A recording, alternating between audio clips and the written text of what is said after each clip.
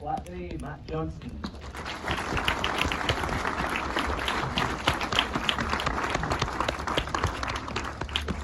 So the light on.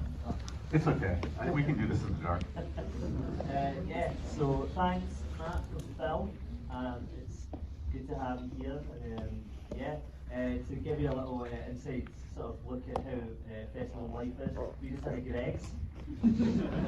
It was great, but I burned my mouth on this because the one I got with steak was so hot that, and the one I got with cheese and onion was quite cold, and so it was quite a unique eating experience because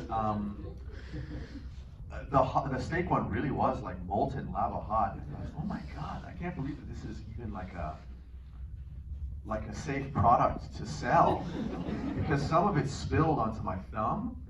And I left it there just maybe a split second too long, and I thought to myself, this is quite hot, let alone being exposed to like my palate, you know?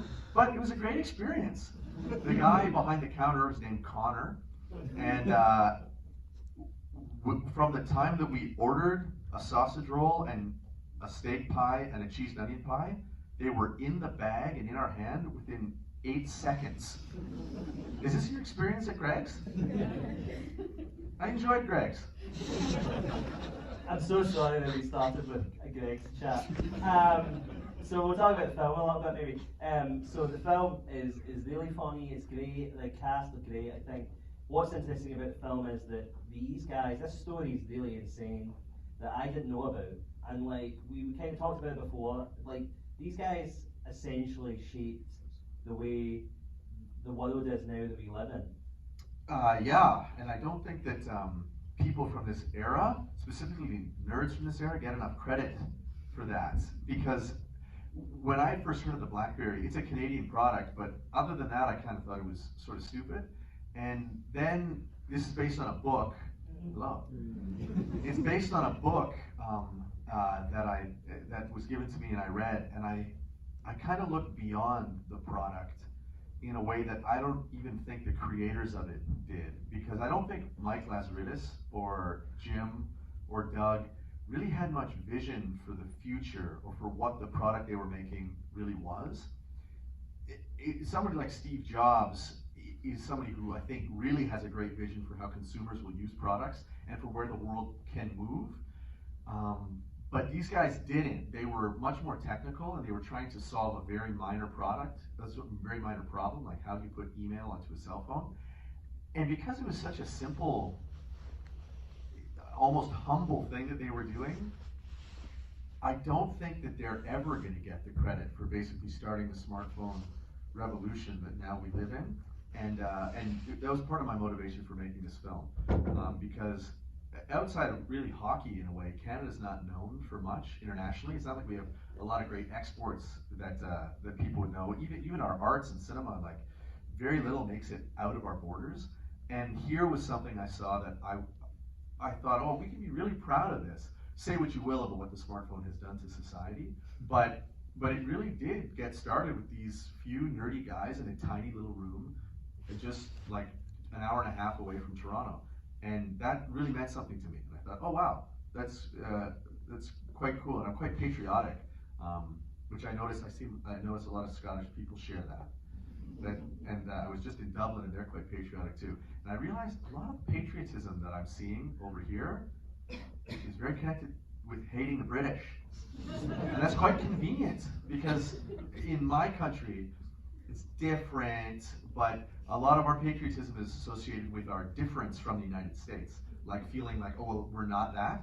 But we haven't gotten as far as you guys have, where you're able to define yourself through your Scottish heritage. We are having a lot of trouble in my country defining what Canada actually means. And again, it's one of the reasons why we have so much trouble in our national cinema. But this movie's trying to do it a bit. It's like trying to give you a look at what Canada's actually like. But we got a long way to go. You guys have, I think, what, 3,000 or 4,000 years of history on us? I guess. When was the original? What's the original Scottish person? How? Is that a really silly question? Like when did it begin? When was like, okay, this person is Scottish? What year was that? I think it was 2003. Come on. Does nobody know the answer to this? Like, what is the beginning of Scotland? Did no one get to the choir reading before the Oh man, I know that Canada was founded like, well, I know all the details of my country. 1867. I think we're losing this. Yeah, sure. Okay, right. These are not the Scottish Patriots I heard about. My bad. Okay, sorry. So, what I think was interesting last night when we were in the screening, how many people here know the band The Show? Oh yes, perfect. And how many people know like the 30s and Operation Avalanche?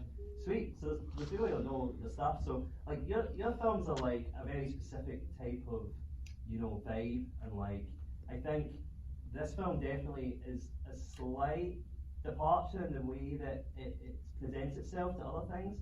And we like in terms of like with the cast, you're dealing with some big names. I mean, how was it for you sort of working with these sort of big names, and how much sort of wiggle room did you afford the cast in terms of what you did on screen? Chris, you asked me this yesterday. They weren't here yesterday. Actually, she was. I was. She can leave. Oh, Thank you so much. It's fine. Yeah, if you've seen my other films, they're much more improvised. In fact, this was the first script that I've ever written in my life, and I'm sure it shows.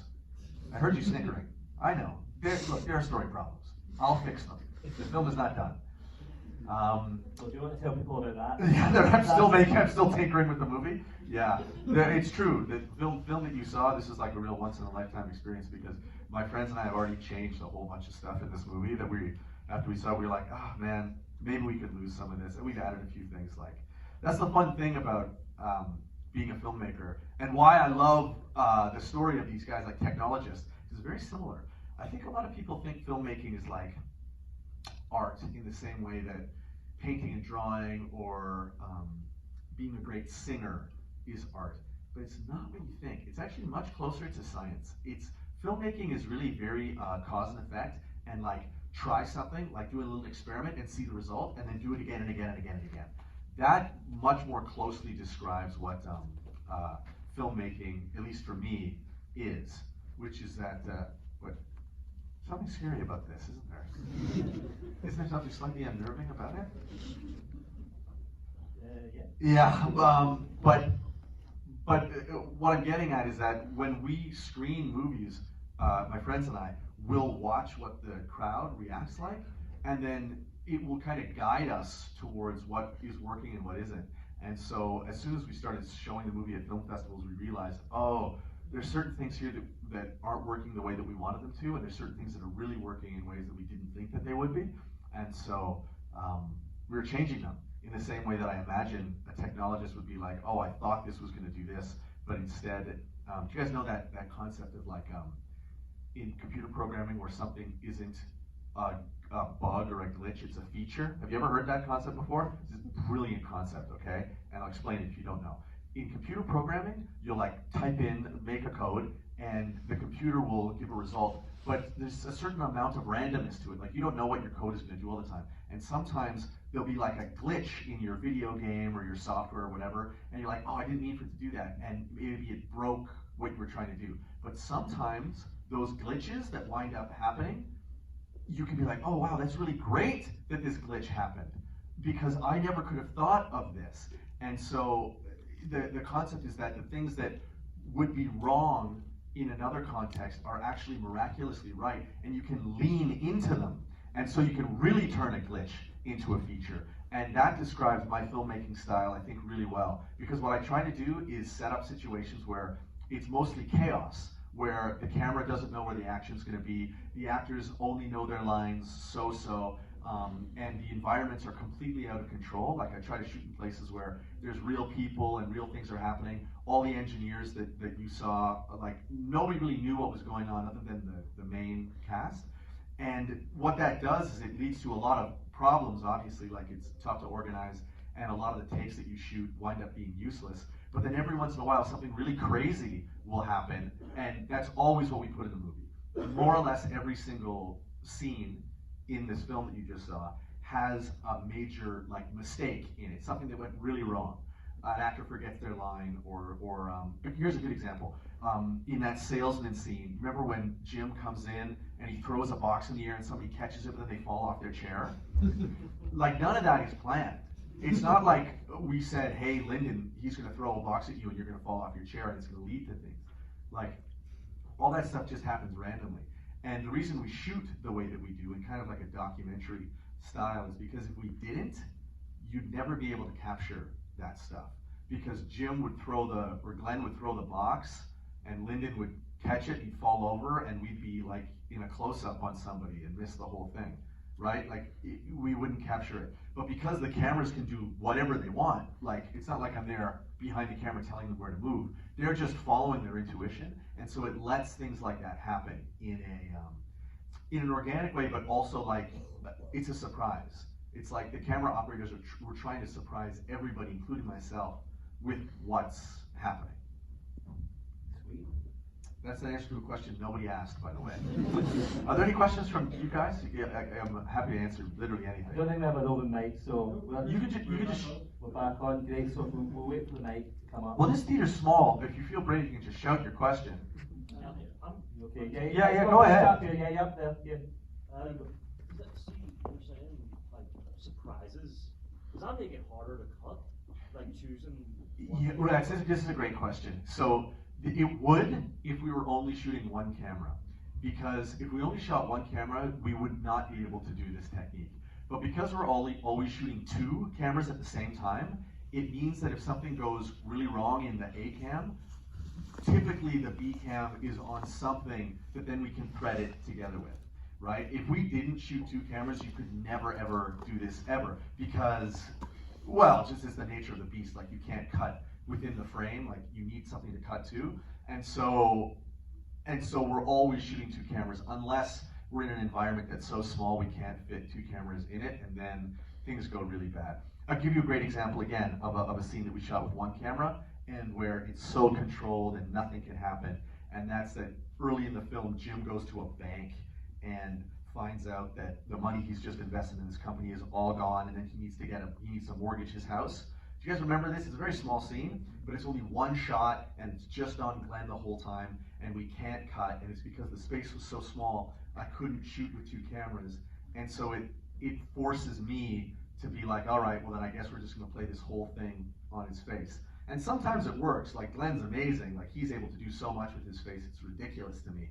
And he's very watchable in a close-up, but that's not true for everybody. So when we're forced to use one camera, I was trying to do things that were interesting like that, but for the most part, we're always shooting two cameras and waiting for things to go wrong, which takes a certain kind of discipline, especially if you're working with a big crew, because it's the opposite of what real movies do.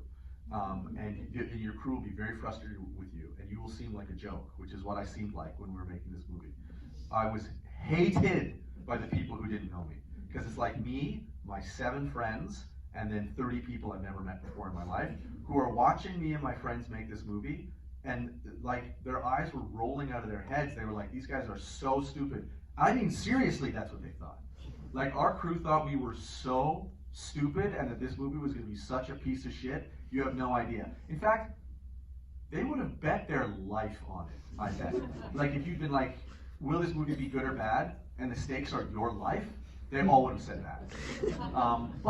But that's okay, because it speaks to the way that films in an industrial system are typically made versus what my friends and I are trying to get at, which is something that seems out of control.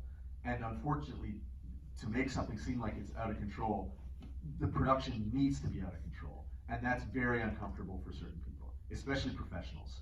Because when you think about the jobs that you have, like, imagine if somebody came to work and was like, okay, the goal here today is that it seems out of control, right? Like, imagine that were your goal and you're a train conductor, right? Or a pilot or a doctor.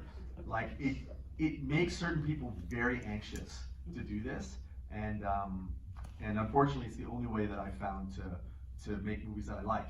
Because otherwise I feel like movies are boring. Like, I sit down and watch them and it just all seems so controlled. The actors know what they're doing, the camera's always like doing just the right thing. And there's a time and a place for that. Like, that's basically the cinema that created what we all know as our classic movies, but I like it when I'm watching a movie and it seems like the director is not in control of what's happening, because then it seems like almost scary. It's like I'm having two experiences at the same time. One is following the story and the other is like, oh, this feels dangerous somehow. The Safdie brothers are also very, very good at creating this. If you see any Safdie brothers films, it's an amazing feeling watching those movies. I think you're spot on there. I think unfortunately we're running up against time. Something into you afterwards. So thank you so much for the question. I wish we could stay longer, but thanks so much for all coming out, and Matt, thanks so much for the film. Oh no, please! I'm so happy to be here. And if you guys did have more questions, I'll be around outside to answer anything you want. If you want to take pictures, do anything. I won't give as long answers. That's fine. We like that. We do like it. No, you know what I've realized? It actually becomes very difficult because when like 50 people have questions and you answer like the first 20 in very long-winded ways, the last 40 people are like, fuck this guy. It can be quite hard, and I don't want you guys to have to wait around forever. Anyway, thank you so much for coming. It's an honor, and I really hope that you had a good time. Goodbye.